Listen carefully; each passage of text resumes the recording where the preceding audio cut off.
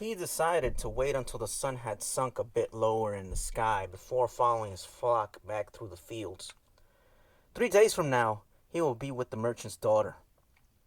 He started to read the book he had bought. On the very first page, it described the burial ceremony, and the names of the people involved were very difficult to pronounce. If he ever wrote a book, he thought he would present one person at a time, so that the reader wouldn't have to worry about memorizing a lot of names. When he was finally able to concentrate on what he was reading, he liked the book better. The burial was on a snowy day, and he welcomed the feeling of being cold. As he read on, an old man sat down at his side and tried to strike up a conversation. "What are they doing?" the old man asked, pointing at the people in the plaza. "Working," the boy answered dryly, making it look as if he wanted to concentrate on his reading. Actually, he was thinking about shearing his sheep in front of the merchant's daughter so that he could see that he was someone who was capable of doing difficult things. He had already imagined the scene many times. Every time, the girl became fascinated when he explained that the sheep had to be sheared from back to front. He also tried to remember some good stories to relate as he sheared the sheep. Most of them he hadn't read in his books, but he would tell them as if they were from his personal experience. She would never know the difference because she didn't know how to read. Meanwhile, the old man persisted in his attempt to strike up a conversation. He said that he was tired and thirsty and asked if he might have a sip of the boy's wine. The boy offered his bottle, hoping that the old man would leave him alone. But the old man wanted to talk, and he asked the boy what book he was reading. The boy was tempted to be rude and moved to another bench, but his father had taught him to be respectful of the elderly. So he held out the book to the man for two reasons. First, that he himself wasn't sure how to pronounce the title, and second, that if the old man didn't know how to read, he would probably feel ashamed and decide of his own accord to change benches. "Hmm," said the old man, looking at all sides of the book as if it were some strange object. "This is an important book, but it's really irritating." The boy was shocked. The old man knew how to read and had already read the book, and if the book was irritating, as the old man had said, the boy still had time to change it for another. "It's a book that says the same thing almost all the other books say in the world say," continued the old man. "It describes the people's inability to choose their own personal legends, and it ends up saying that everyone believes the world's greatest lie." "What's the world's greatest lie?" the boy asked, completely surprised. "It's this, that at a certain point in our lives, we lose control of what's happening to us, and our lives become controlled by fate. That's the world's greatest lie." "That's never happened to me," the boy said. "They wanted me to be a priest, but I decided to become a shepherd." "Much better," said the old man, "because you really like to travel." He knew what I was thinking, the boy said to himself. The old man, meanwhile, was leafing through the book without seeming to want to return it at all. The boy noticed that the man's clothing was strange. He looked like an Arab, which was not unusual in those parts. Africa was only a few hours away from Tarifa. One had only to cross the narrow straits by boat. Arabs often appeared in the city, shopping and chanting the strange prayers several times a day. "Where are you from?" the boys asked. "From many places." "No one can be from many places," the boy said. "I'm a shepherd and I have been to many places, but I come from only one place. From a city near an ancient castle. That's where I was born." "Well then, we could say that I was born in Salem." The boy didn't know where Salem was, but he didn't want to ask, fearing that he would appear ignorant. He looked at the people in the plaza for a while. They were coming and going, and all of them seemed to be very busy. "So, what is Salem like?" he asked, trying to get some sort of clue. "It's like it's always been." No clue yet, but he knew that Salem wasn't in Andalusia. If it were, he would have already heard of it. "And what do you do in Salem?" he insisted. "What do I do in Salem?" The old man laughed. "Well, I'm the king of Salem." People say strange things, the boy thought. Sometimes it's better to be with sheep who don't say anything, and better still to be alone with one's books. They tell their incredible stories at the time when you want to hear them. But when you're talking to people, they say some things that are so strange that you don't know how to continue the conversation. My name is Melchizedek, said the old man. How many sheep do you have? Enough, said the boy. He could see that the old man wanted to know more about his life. Well then, we've got a problem. I can't help you if you feel you've got enough sheep. The boy was getting irritated. He wasn't asking for help. It was the old man who had asked for a drink of his wine and started the conversation. Give me my book, the boy said. I have to go gather my sheep and get going. Give me 1/10 of your sheep, said the old man, and I'll tell you how to find the hidden treasure. The boy remembered his dream and suddenly everything was clear to him. The old woman hadn't charged him anything, but the old man, maybe he was her husband, was going to find a way to get much more money in exchange for information about something that didn't even exist. The old man was probably a gypsy too.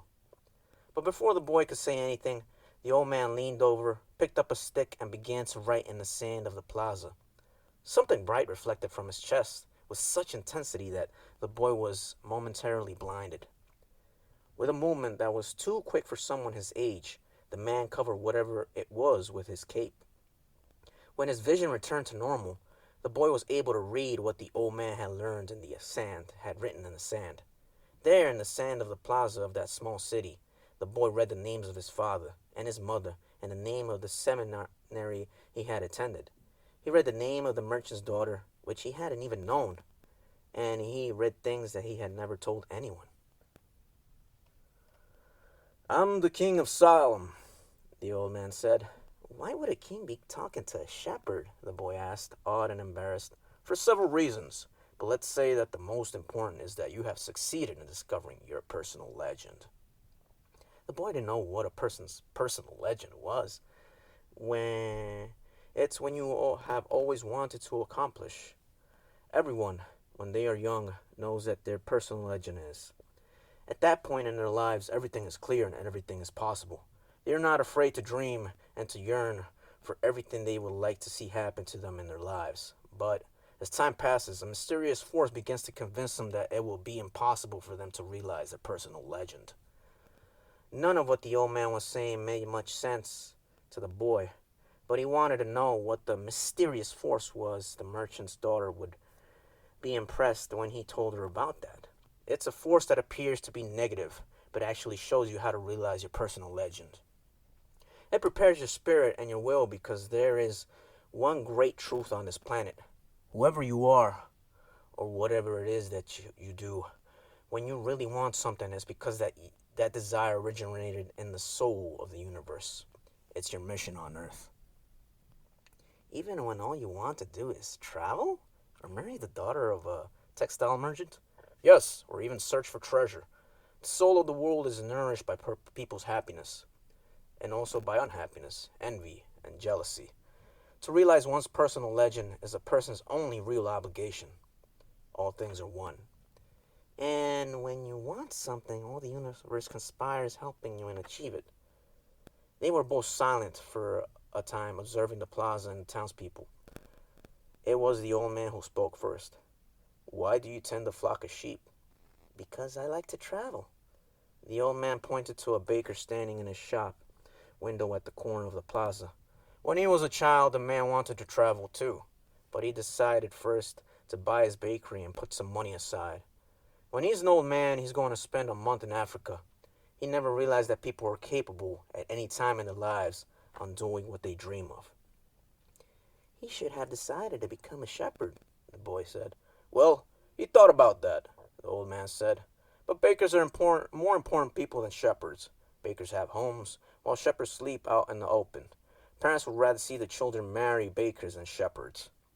The boy felt a pang in his heart, thinking about the merchant's daughter. There was surely a baker in her town. The old man continued. In the long run, what people think about shepherds and bakers becomes more important for them than their own personal legends. The old man leafed through the book and fell into reading a page he came to.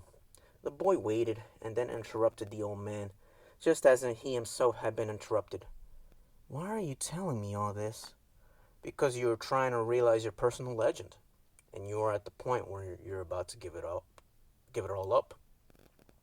And that's when you always appear on the scene?" "Not always in this way, but I always appear in one form or another. Sometimes I appear in the form of a solution or a good idea. At other times, at a crucial moment, I make it easier for things to happen. There are other things I do, too, but most of the time, people don't realize that I've done them." The old man related that the week before he had been forced to appear before a miner and had taken the form of a stone.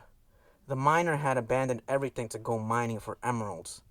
For 5 years he had been working a certain river and had examined hundreds of thousands of stones looking for an emerald. The miner was about to give it all up, right at the point when if he were to examine just one more stone, just one more, he would find his emerald. Since the miner has sacrificed everything to his personal legend, the old man decided to become involved. He transformed himself into a stone that rolled up to the miner's foot. The miner, with all the anger and frustration of his 5 fruitless years, picked up the stone and threw it aside. But he had thrown it with such a force that it broke the stone it fell upon, and there, embedded in the broken stone, was the most beautiful emerald in the world. "People learn early in their lives what is their reason for being," said the old man with a certain bitterness. "Maybe that's why they give up on it so early, too. But that's the way it is." The boy reminded the old man that he had said something about hidden treasure. "Treasure is uncovered by the force of flowing water, and it is buried by the same currents," said the old man. "If you want to learn about your treasure, you will have to give me 1/10 of your flock." "What about 1/10 of my treasure?" The old man looked disappointed. "If you start out by promising what you don't even have yet, you'll lose your desire to work towards getting it." The boy told him that he had already promised to give 1/10 of his treasure to the gypsy. "Gypsies are expert at getting people to do that," sighed the old man. "In any case, it's good that you've learned that everything in life has its price. This is what the warriors of the light try to teach." The old man returned the book to the boy. "Tomorrow, at this same time, bring me 1/10 of your flock, and I will tell you how to find the hidden treasure. Good afternoon." And he vanished around the corner of the plaza. The boy began to read his book, but he was no longer able to concentrate. He was tense and upset because he knew that the old man was right.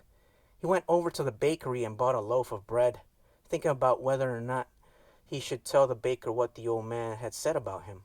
Sometimes it's better to leave things as they are, he thought to himself, and decided to say nothing. If he were to say anything, the baker would spend 3 days thinking about giving it all up, even though he had gotten used to the way things were. The boy could certainly resist causing that kind of anxiety for the baker. So he began to wander through the city and found himself at the gates. There was a small building there with a window at which people bought tickets to Africa, and he knew that Egypt was in Africa. "Can I help you?" asked the man behind the window. "Maybe tomorrow," said the boy, moving away. If he sold just one of his sheep, he'd have enough to get to the other shore of the strait. The idea frightened him. "Another dreamer," said the ticket seller to his assistant, watching the boy walk away. "He doesn't have enough money to travel." While standing at the ticket window, the boy had remembered his flock and decided he should go back to being a shepherd. In 2 years, he had learned everything about sheep herding. He knew how to shear sheep, how to care for pregnant ewes, and how to protect the sheep from wolves. He knew all the fields and pastures of Andalusia, and he knew that what was the fair price for every one of his animals. He decided to return to his friend's stable by the longest route possible. As he walked past the city's castle, he interrupted his return and climbed the stone ramp that led to the top of the wall. From there, he could see Africa in the distance. Someone had once told him that it was there that the Moors had come to occupy all Spain. He decided to wait until